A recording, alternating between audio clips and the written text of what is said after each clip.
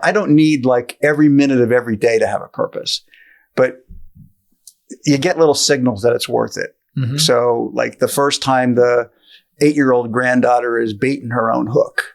Yeah. After you tried to teach her how to bait her own hook. She just does it and doesn't ask for help. And now it's like, yeah, that's right. She just baited her hook. Teach her to fish, right? Yeah, that's it. That's it.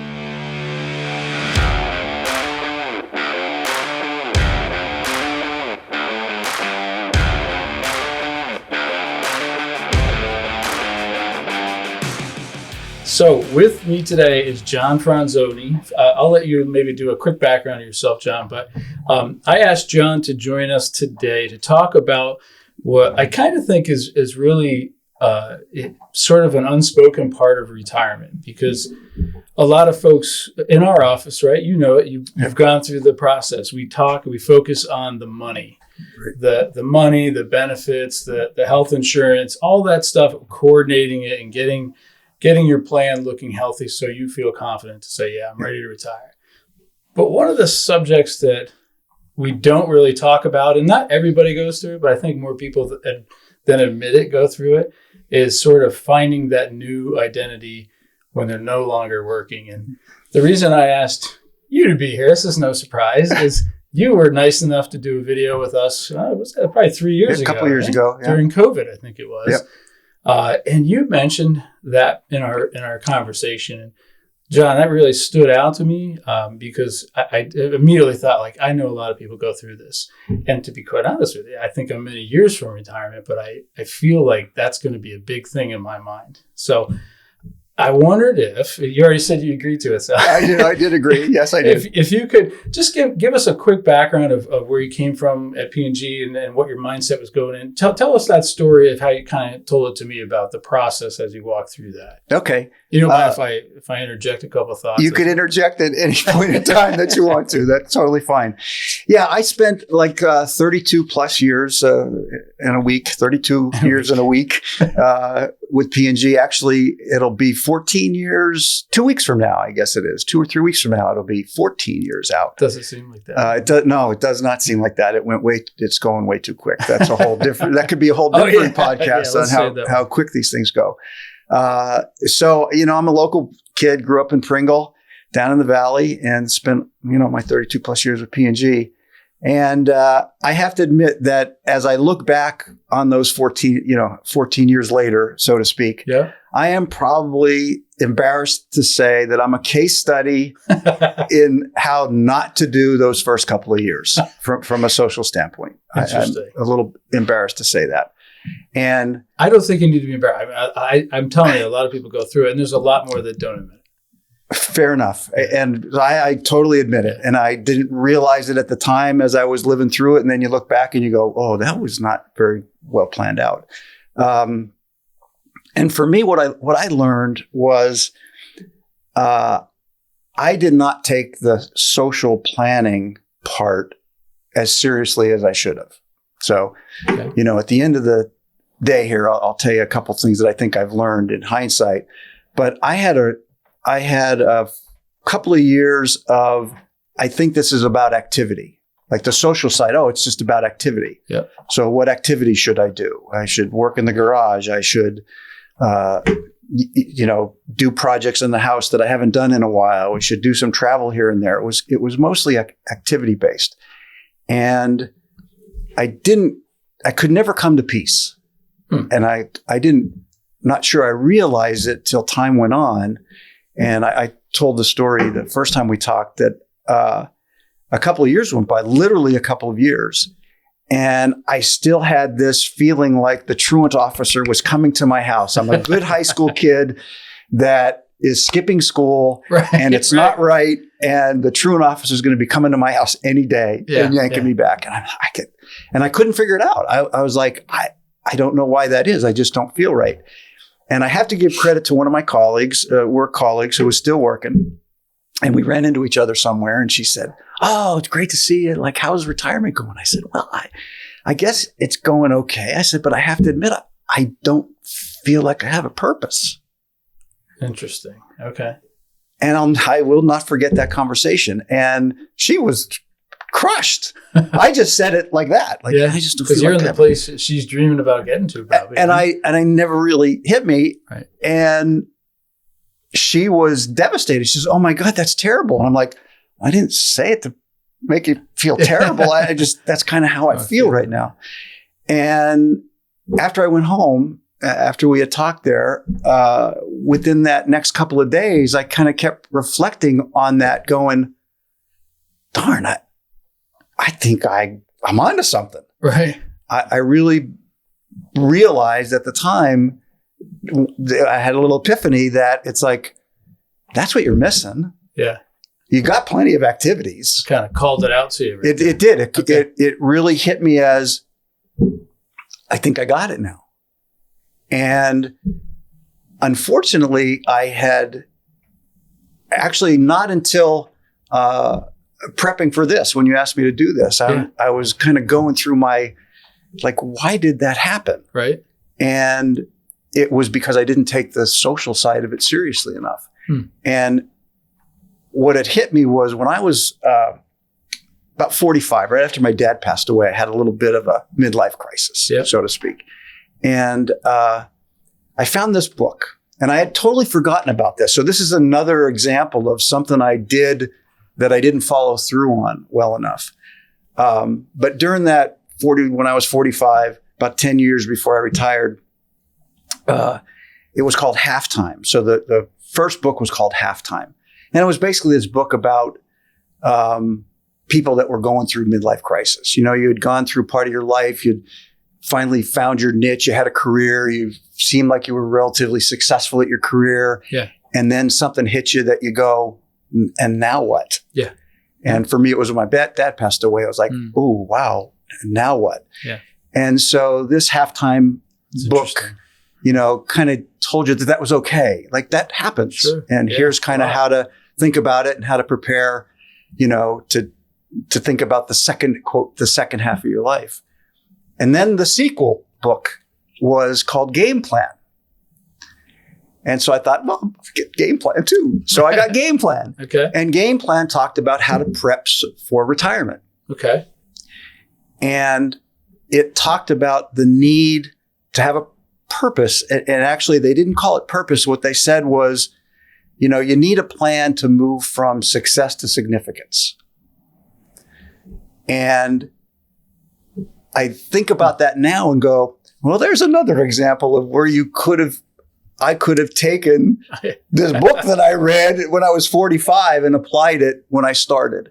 If you're going to rewind every part of your life and second guess your decision, I'm going to be in trouble. You're going to be a miserable person. But it's interesting. I mean, that retrospective, you know, I think a lot of people have it, but I don't even know if they recognize it. It's just this droning sound in their brains and they get distracted. But to kind of sit back, maybe it was her comment to you, but like something that just jarred enough for you to sit up and go, I need to pay attention to this. And this might be my solution to it. I think it's great. Yeah, I think it's great that you're reading those books. And it did. And again, it was one I had read at 45, and I should have remembered it and wrote it down and said, go look at this again when you're getting ready to retire. And I didn't. But what ended up happening was, as a result of that conversation with her, I did reflect on, I guess I am a person that needs more than just activity. I need some sort of purpose. It doesn't have to be like humongous. It just needs to be. And so for me, it ended up, as I thought about it,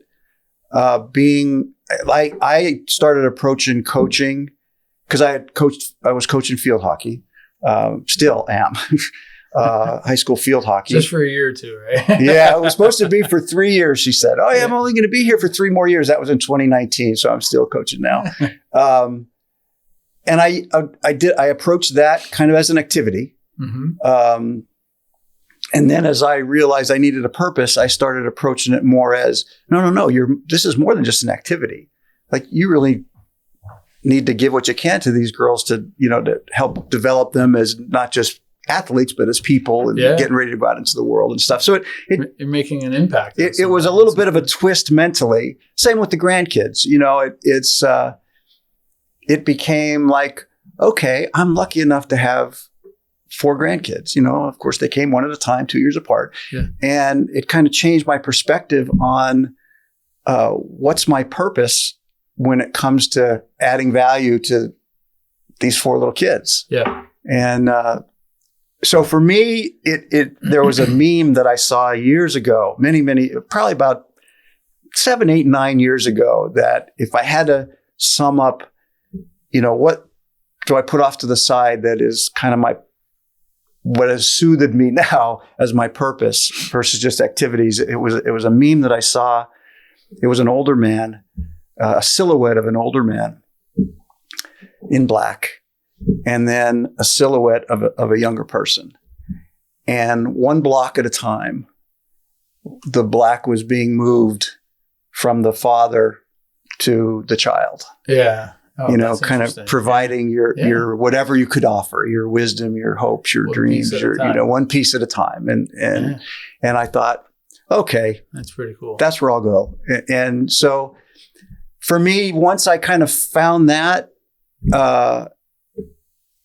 and said, okay, I still do have a purpose. It's more than just activities. It's more than just painting rooms and fixing up the garage and, right. and traveling here and there. Yeah. So that helped me significantly to be able to, but it took years. I remember you said there was a story in there somewhere about also, I think it was Die Hard. Yeah. I was not okay. Now, I'll tell you the story, and then I'll tell you that my wife probably thinks now I went too far. But in the very beginning, I would not allow myself, I had to be productive. I had to, right. All right, I'll allow myself to have a coffee in the morning right. and whatever, but that's about it. I better be out in the garage or working on a project or doing something. And I just, for me, it was like a rainy day, nothing else is going on. I should watch a movie. Absolutely not. Yeah. No, that's not productive. Right. You're not doing it. I'm thinking, and finally it took years before I finally said, no, this is crazy. It's pouring rain outside. I don't have any project that needs to be done. I'm watching Die Hard. And that's a great movie, Joe. That is literally, that is the movie I watched. I mean, I'm not making that up. And it was, I have to admit, I started watching it. It was about, because my wife was still working, so she was off at work, and it was like 1:00, 1:30, something like that. And I still was like, is it okay that I watch this movie? Yeah. And then over time, I've gotten to the point where I've totally released all of that. And now I'm 1 or 0.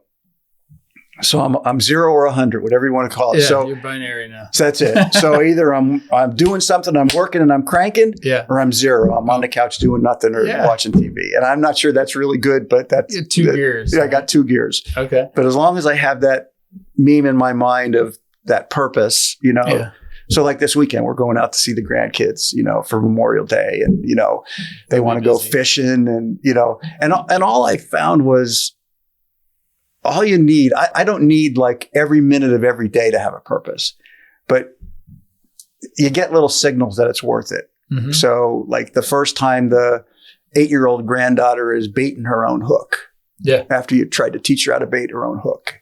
She just does it and doesn't ask for help. And now it's like, that's right. She just baited her hook. Teach her to fish, right? Yeah, that's it. That's it. Yeah. My father always talked about a light at the end of the tunnel. And I remember he used to tell my wife and I that, vacations, right? Like, or a trip that he loved to schedule a trip out there in the distance on the calendar because it gave him something to really look forward to. And it would always be in his thoughts throughout the day, It's funny when you say that in the beginning of this conversation that, just when you start to get really, a lot of us, right? We just start to really take all the experience and all the knowledge we have, and we start to get pretty darn good at our career. And then people start going, so when are you going to retire? Yeah. And you're like, geez, I'm just revved up. Yeah. I'm gliding. And now you're telling me I should throttle down. I'm using a lot of car references. I can see that. Thank you. But it's sort of counterintuitive. And so I think the people that struggle with this topic that we're talking about, that you went through, I feel like I'm going to go through it, are the folks that didn't plan. I think you nailed it right on the head, the social aspect of it, right? What do I do tomorrow? I don't have to maybe provide an income to myself anymore, but I've got to provide something. Right. So whether it's emotional, support or capital that you're providing, whatever your family needs, whatever that magic thing is. It could be doing a puzzle. I really don't care what you do, right? I like puzzles. I'm kind of a boring guy sometimes, but I don't think of anything that I can unwind and go numb other than a puzzle. Everything else distracts me. But yeah, I think that sometimes people fail to, they kind of neglect that piece of the pie, and it doesn't affect everybody the same way. So I really appreciated you saying that on the camera. And that's a really good point, and I'll add a little bit to that. As I ask myself, like, what kinds of things have I learned? Like, if someone were to ask me now, like, hey, what would you do differently in those first couple of years that didn't go as quote as planned? I didn't take it seriously enough. I didn't take the social side seriously enough. I mean, I literally had, and you could ask, my advisor will tell you, I literally had a bi-month financial plan for 35 years. Yep. I had it down. Absolutely. Yeah. Yeah. I know you're very proud of how you had it planned. Absolutely. Right. And I had a social plan that said, oh, wake up on Monday and have a coffee. Right. I didn't take it seriously enough. And the other thing I realized was I never sat down and thought about, how do I describe this? I never sat down and thought about what might my social side be. Mm-hmm. I didn't realize till after I lost it that I didn't have a purpose. Yeah. Well, you were going to work and you were seeing all these people every day, the same people. And so you never really, I never really thought about, like, is that going to be missing? I never really thought about what level of activity am I going to need in retirement? Am I a kind of person that needs, constant activity throughout the day? Mm-hmm. I have one of my brothers just recently retired. That's how he's that way. And I love him dearly for it. I kind of envy him. I mean, he likes a lot of activity, want to be going cranking all the time. I never sat down and thought about, like, what level of activity am I going to need? Am I going to be a constant? Do I need to be a planner, or can I be spontaneous? Right. And maybe your brother grabbed the book off your shelf and read it. He very well might have. Yeah, very true. So I never really sat down and thought about those things to go, oh, well, here's what I know about myself. Yeah. And now based on that, here's how I probably ought to think about the social side of retirement. Yeah. And a really good way to look at it. I didn't do that quite as well. And as you're saying that, I'm realizing, gosh, all we talk about in the office, this, right, is balance your portfolio, right, get your assets and get your risks, and everything's in balance, whatever your tolerance is, right? But when you think about that, you're spending decades working with a lot of the same people, certainly the same location, and life feels imbalanced. And then on Monday, a big chunk of that's just a void. It's gone. It's zero. I mean, you can stay in touch with the folks and stuff, but I mean, the hours that it consumed is just gone. So if you don't fill that void with something that you want, now I'll say in defense of a certain percentage of clients, man, they've got like, here's these 10 things I'm doing on Monday, and they hit the ground running. That doesn't mean that 30 days later they don't fall into that. Right. Well, I think we all kind of fall into that, the rut, if you will. But the sooner you can recognize it, kind of self-admit that, hey, I need to do something here, get myself righted. And and that's another thing that I should have known that I didn't have, because some people, as you said, they can't wait. They got the hobby that they want to really get into more. They want another career. They want to do teaching. They want to, start a little business, things like that. And they've been gearing up like, oh, I can't wait to retire to do those things.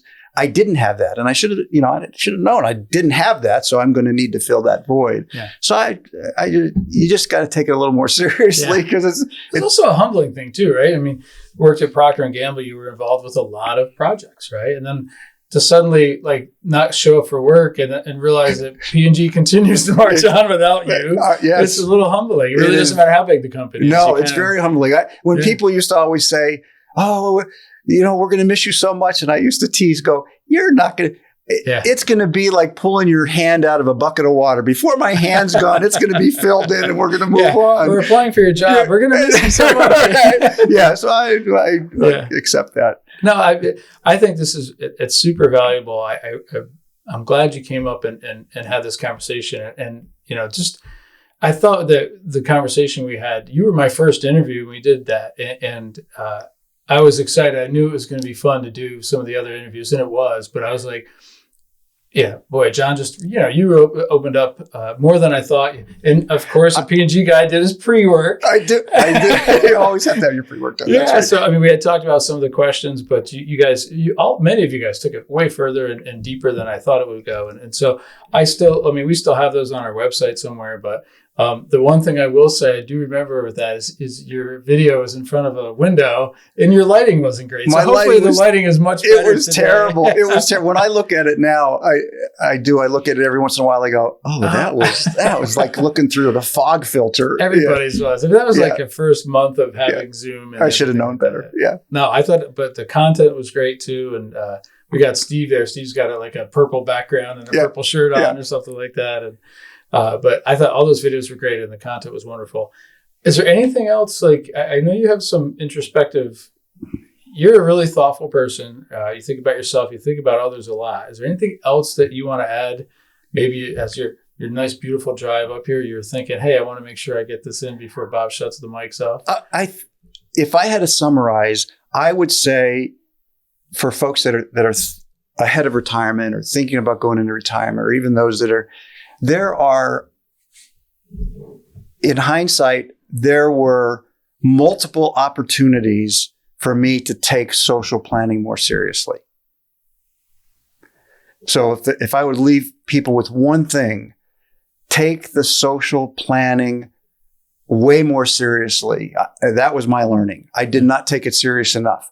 And I had multiple things along the way that if I would have had in the back of my mind, hey, I got to really take the social planning just as seriously as the financial, I had those books that I read at 45 that I really didn't take seriously. When you say social planning, like the what am I going to do after retirement? Right. What are my goals? Because the reason I ask that, John, is you're not a guy that's short on hobbies and interests, right? But I guess making sure that you're identifying what's important, where you can provide value. I'm trying to give somebody some specific things that they might be able to do to. I think what I found for myself is I need to plan. Well, you had mentioned about your dad, and planning ahead, plan a trip ahead. Even if you put, an X in the calendar, a year from now, we're going to go to wherever. Right. Like I found out that I'm a kind of person that needs to do that. Yep. I'm not very good spontaneously. Yeah. Wake up on a Friday and go, oh, let's go to Niagara Falls. Gotcha. And so when I say social planning, I mean those sort of things for me. Mm-hmm. Like, fortunately I got a buddy that we golf every Tuesday, Yep. Okay, that's on the calendar. I know it's coming. I can't wait for Tuesday, Yeah. So to do those sorts of things. And I wish I would have known ahead of time that I needed to do that in the early years just to jumpstart the routine. Yep. So that when I say social planning, for me, that's kind of what I mean. Yep. That makes sense. Yeah. My father, so I want to give my dad, I love my dad, but he planned for a lot of trips, but if my mother wasn't involved, he would never have paid for those trips.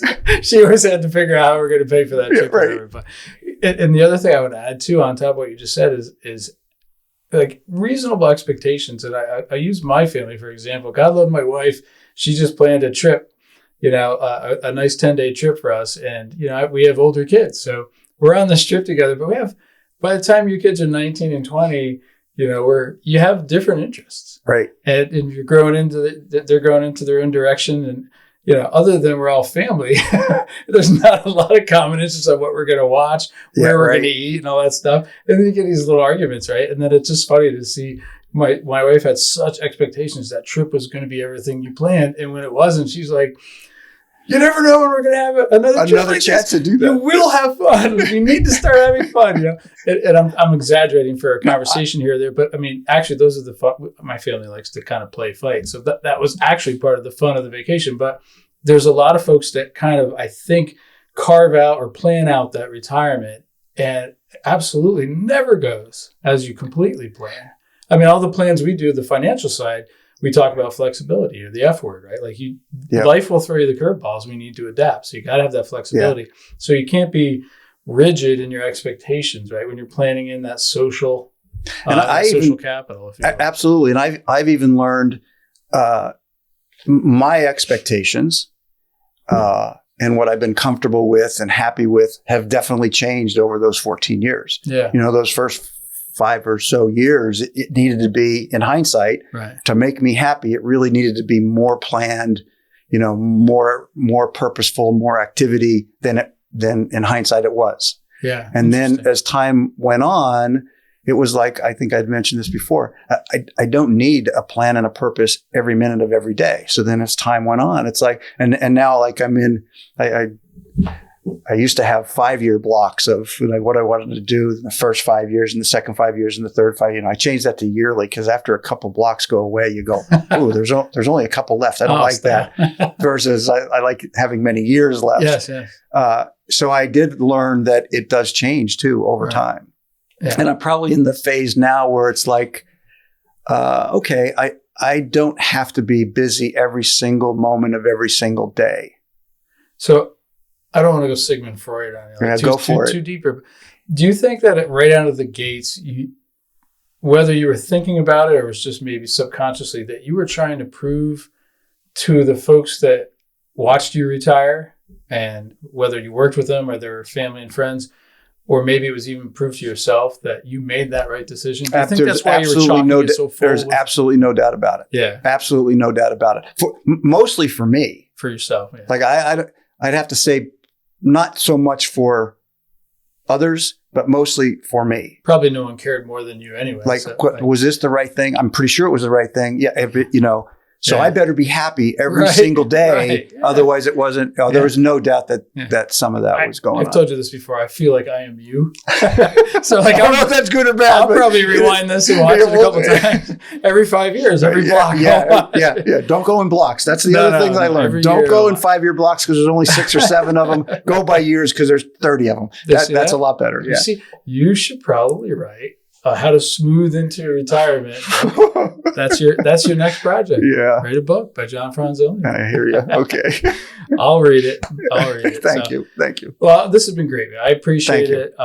Again, you didn't have to come up here, but when I called you, you're like, absolutely, I'd love to help. So I think this would be a help for a lot of folks who are, especially on the verge of retirement, right? But even some who might be in retirement going, oh, that's me. No wonder I feel that way. That's right. Yeah. It's probably not an overnight fix, but just thinking through some of those things you said is awesome.